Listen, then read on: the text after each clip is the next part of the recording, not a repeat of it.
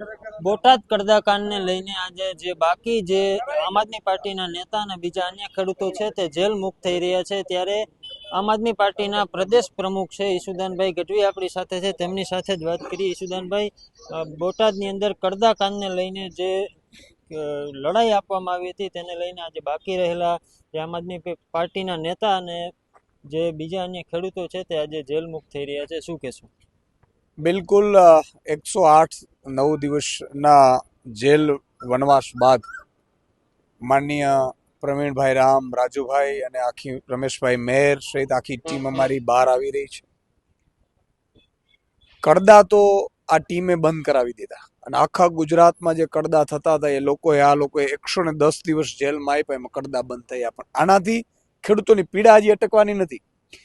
તમે વિચાર કરો, કડદા ભાજપ કરે, એપીએમસીઓ ભાજપની, ધારાસભ્યો ભાજપના, સાંસદો ભાજપના, મંત્રી ભાજપનો, મુખ્યમંત્રી ભાજપનો, પ્રધાનમંત્રી ભાજપનો, અને છતાંય ખેડૂતોનો કડદો કરી નાખવાનો. ગરીબ ને મધ્યમ વર્ગ ખેડૂત છે સાહેબ, અમે ઉઘાડ પગા છીએ. અમારું કોઈ ખાય ને તો જીવડા પડે, ભાજપ પણ નથી પડતા, ખબર નહીં કેમ. અને એ કડદા બંધ કરાવવા માટે રાજુભાઈ અને આખી અમારી આમ આદમી પાર્ટીની ટીમ જ્યારે ગઈ ત્યારે લેખિત આપવાની મનાઈ કરી, અમે તો કડદા ચાલુ રાખીશું, તમારે જે કરવું કરો, અમે કડદા ચાલુ રાખીશું. તો લેખિત તો નહીં મળે. આ અમારો ધંધો છે. ભાજપ પણ આવું કીધેલું અમને, આ અમારો ધંધો છે, આના ઉપર તો અમારો રોટલો છે.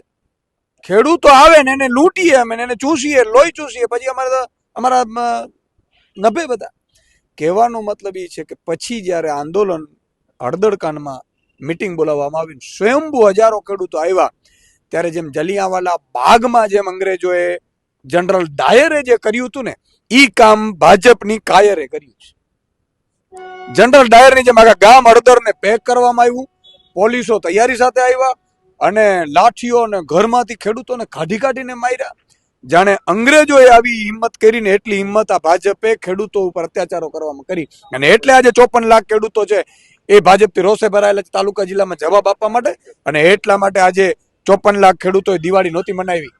54 લાખ ખેડૂતોએ એના જન્મદિવસો પ્રવીણભાઈના અને રાજુભાઈના નહોતા મનાવ્યા, એના ઘરે, પોતાના ઘરે મનાવ્યા. તો મારું કહેવાનું એ છે કે એ આશા લોકોની જાગી છે આમ આદમી પાર્ટી એના નેતાઓ ઉપર.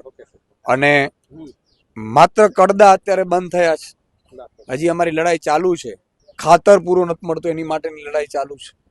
હજી ખેડૂતોને પૂરતા વીજળી નથી મળતી, થાંભલા બેફામપણે નાખે છે, મરજી પડે એવી રીતે, જાણે બાપની જાગીરો એવી રીતે થાંભલાઓ નાખે છે, લૂંટ ચલાવે છે. એના માટેની હજી લડત ચલાવવાની બાકી છે અમારે. ખેડૂતોને ભાવ નથી મળતા, ખેડૂતોને શોષણ કરવામાં આવે છે, મરજી પડે એવી રીતે. વીજ લાઈનો છે 20 વર્ષથી, એ વીજ લાઈનો રિપેર જ કરવામાં નથી આવી, એના વીજ લાઈનો કારણે કદાચ ખેડૂતો મૃત્યુ પામે છે. આ બધાની લડાઈ હવે શરૂ થશે આજથી. સુદાનભાઈ, તમને લાગે છે કે 108 દિવસ રાજુ કરપડાએ અને પ્રવીણ રામભાઈ જે જેલમાં કાપ્યા છે તેને લઈને આગળના દિવસોમાં ખેડૂતો માટે આવી જ રીતે લડાઈ આપશે? આનાથી પણ મજબૂત લડાઈ લડશે. માનો કે હવે પ્રવીણભાઈ ને રાજુભાઈ રહેશે તો હવે અમારા અજીતભાઈ ને બીજા માં નીકળશે. ચાલુ જ રહેવાનું છે ભાઈ. અને બધાએ જેલમાં જવાનું. જેલ તેમ ડરવાનું નથી. એની તાકાત છે, જેલ છે ને. જેમ અંગ્રેજો કરતા હતા એમ ભાજપ ભલે અત્યાચાર કરી લે, જેટલું અમને જેલમાં નાખશે એમાં એટલા લીડરો અમારા મજબૂત થશે, એટલા જ અમારા લીડરો મજબૂત થશે, એટલા લોકોનો પ્રેમ મળશે. આજે 54 લાખ ખેડૂતો, શ્રમિકો, મજૂરો એ બધા અત્યારે નક્કી કરીને બેઠા છે. કહેવાનું મતલબ એટલું જ છે ખાલી કે ગુજરાતની જનતા છે ને, એને અમે કહેવા માંગીએ છીએ કે હવે ભાજપ પડા કે તમારા મામા કાકા ભાજપમાં હોય આવે ને જ્ઞાતિ જાતિ ધર્મના આગેવાન, તો મહેરબાની કરીને એને ઘરમાંથી કાઢી નાખજો. મતદાન માટે આવે ને ત્યારે કહેજો કે જ્યારે અમારું કડદું થતું ને ત્યારે તમે નહોતા આવ્યા. અમારે જયારે એપીએમસીમાં લૂંટ ચલાવે છે તો તમે નથી આવતા. ભાઈ, આ લડતથી કડદો બંધ થયો છે એવું તમને લાગે છે કે કડદો ખરેખર બંધ થયો હોય એવું? બંધ થઈ ગયું છે. અને પાછું ચાલુ કરશો તો હવે ખેડૂતો પોતે જાગૃત થઈ ગયા, ખેડૂતો જ નહીં આપે. આમાં પ્રજા છે ને એને ખબર નહોતી, ખરેખર પ્રજાને એવું હતું કે આવું જ થાય એમ. અને ભાજપે વર્ષોથી કંટ્રોલ કરીને બેઠું હતું. એટલે આપણે એમ જ થાય કે અહીંયા જ ખાડો હોય, જેમ ગંદકી હોય, આપણે ટેવાઈ ગયેલા હતા. પણ હવે જયારે ખબર પડી કે આ કડદો ન કરી શકે, માંગી ન શકે, ડિફરન્ટ કરી ન શકે. હજી તો દૂધની ડેરીઓ માટેના આંદોલન અમારે સૌરાષ્ટ્રમાં શરૂ કરવાના છે કે દૂધની ડેરીઓ નથી, પ્રાઇવેટ ડેરીઓ છે, ભાવ ફેર નથી મળતો અને ભાવ નથી મળતા દૂધના, પશુપાલકો અત્યારે હેરાન છે. એટલે આ બધી વસ્તુઓ ઉપર હજી અમારે લડતો ચલાવવાની છે. અમે લડવા માટે આવ્યા છીએ, સંઘર્ષ કરવા માટે આવ્યા છીએ. પછી પ્રજાને કહીએ છીએ કે જ્યારે મતદાન આવે ત્યારે તમે લડજો. તમારે એક દિવસ લડવાનો છે, મારે 5 વર્ષ લડવાનો છે ભાઈ. આજે બધા એમ કહેતા હતા 2022 ની કે આ તો વરસાદના દેડકાની પાર્ટી છે, ચૂંટણી આવી એટલે આવ્યા પછી વયા ગયા. બધા વયા ગયા. આમ આદમી પાર્ટીને 3 વર્ષથી મેદાનમાં છે કે નથી? 3 વર્ષમાં એક દિવસ એવો નથી રહ્યો ખેડૂતો માટે, વંચિતો માટે લડ્યા નથી. અમે હાર્યા તો લડતા રહ્યા. ઈશુદાનભાઈ, આમ આદમી પાર્ટી જે આગલી ચૂંટણીમાં દિલ્હીની અંદર આમ આદમી પાર્ટીનું શાસન હતું, ત્યાં આમ આદમી પાર્ટીનો પોલ હતો કે મફત વીજળી, મફત શિક્ષણ અને મફત આરોગ્ય. શું તમને લાગે કે આવનારી ચૂંટણીમાં આ જ પોલની અંદર ગુજરાતમાં ઝાડુ ફરી વળશે એવું? બિલકુલ ચાલુ પરિવર્તન. તમે જુઓ, આ લોકોએ સ્માર્ટ સ્કૂલની વાત કરી હતી અને સ્માર્ટ મીટર બટકાવે. ભાજપ વાળા એમ કે તમને 5,000 રૂપિયા આપીશું એટલે ત્યાં ધ્યાન રાખવાનું કે 5,000 ખિસ્સામાંથી કાઢવાની વાત કરે. બરોબર છે? ઈ એમ કે તમારા દેવા માફ કરીશું એટલે એ ખેડૂતોના નહીં, 5 ઉદ્યોગપતિઓની વાત કરતા. આ લોકો ડબલિયાઓ છે બધા. તમે વિચાર કરો, આજે સ્માર્ટ મીટરના નામે લૂંટ ચલાવવામાં આવે છે. સ્માર્ટ મીટર, આ તો હું રાજકોટ અને સમગ્ર મહાનગરપાલિકાની જનતાને વિનંતી કરવા માંગુ છું, ભૂલથી કમળનું બટન દબાવ્યું એટલે રિઝલ્ટ આવશે એટલે બીજા દિવસે તમારે ઘરે સ્માર્ટ મીટર આવશે. અને જો તમે ના પાડ્યું તો તમારા દીકરા દીકરીઓના ચોટલા પકડીને ભાજપ કાઢશે અને તમને મારીને ચોટલા પકડીને ઢસડીને પોલીસ આવીને તમારા સ્માર્ટ મીટર નાખી જશે અને પછી રાડું ન પડતા. એટલે જે દિવસે મતદાન હોય ને ત્યારે આ ભાજપ વાળા કંસની ઓલાદોને તમે ઓળખી જાજો.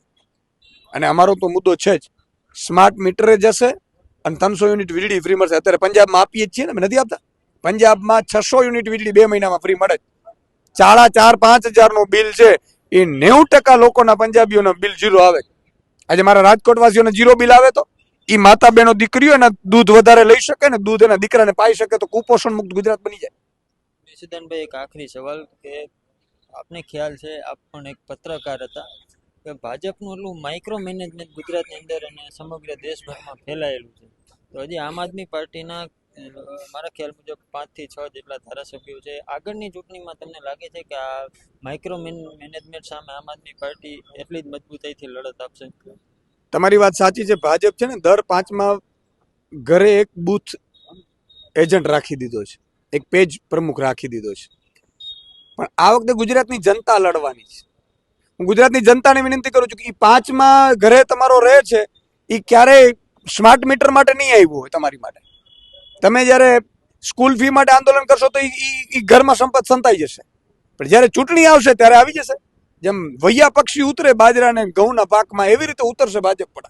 તો જનતાએ વિચાર કરવાનો છે કે આ વખતે ભાજપનો મત માંગવા આવે એને તમારે બરોબર ઓળખી લેવાનું. બરોબર ઓળખી લેજો. તમે મત આપ્યું ભાજપને જો એના ભરમાવીને, તો એ લોકો લૂંટ જ ચલાવવાના છે.